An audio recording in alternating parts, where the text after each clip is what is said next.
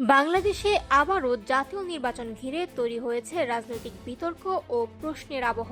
গণ অভ্যুত্থানের মধ্য দিয়ে ক্ষমতাচ্যুত হওয়া আওয়ামী লীগের অংশগ্রহণ ছাড়াই এগোচ্ছে আসন্ন জাতীয় সংসদ নির্বাচনের প্রস্তুতি। এই প্রেক্ষাপটে নির্বাচনটি শেষ পর্যন্ত কতটা অংশগ্রহণমূলক ও অন্তর্ভুক্তিমূলক হবে তা নিয়ে আলোচনা থামছে না। 2014 সাল থেকে বাংলাদেশে টানা 3টি জাতীয় নির্বাচন ঘিরেই ছিল বিতর্ক। 2014 ও 2024 সালের নির্বাচনে বিএনপি ও জামায়াত অংশ না নেওয়ায় সেসব নির্বাচন একতরফা হিসেবে সমালোচিত হয়। অন্যদিকে 2018 সালের নির্বাচনকে বিরোধীরা আখ্যা দেন রাতের ভোট হিসেবে।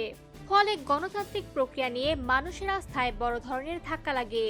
এমন বাস্তবতায় জুলাইয়ের গণঅভ্যুত্থানের পর যে জাতীয় সংসদ নির্বাচনটি অনুষ্ঠিত হতে যাচ্ছে সেটি ঘিরে নতুন করে প্রত্যাশা তৈরি হলেও প্রশ্ন থেকেই যাচ্ছে। কারণ এই নির্বাচনে অংশ নিতে পারছে না ক্ষমতাচ্যুত দল আওয়ামী লীগ এবং তাদের জোটের কয়েকটি শরিক দল।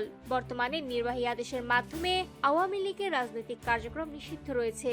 পাশাপাশি নির্বাচন কমিশন দলটির নিবন্ধনও বাতিল করেছে।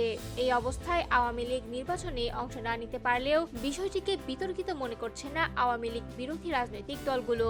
তাদের মতে গণ অভ্যুত্থানের মাধ্যমে গড়ে ওঠা এই রাজনৈতিক বাস্তবতায় আওয়ামী লীগের অনুপস্থিতি স্বাভাবিক, বরং তারা দাবি করছে এই নির্বাচন অন্তর্ভুক্তিমূলক ও অংশগ্রহণমূলক হবে।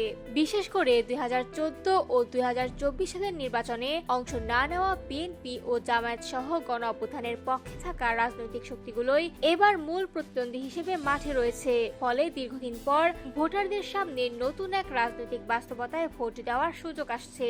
তবে শেষ পর্যন্ত এই নির্বাচন জনগণের প্রত্যাশা পূরণ করতে পারে কিনা তা নির্ভর করবে ভোটের স্বচ্ছতা, নিরাপত্তা ও ভোটারদের সক্রিয় অংশগ্রহণের উপর।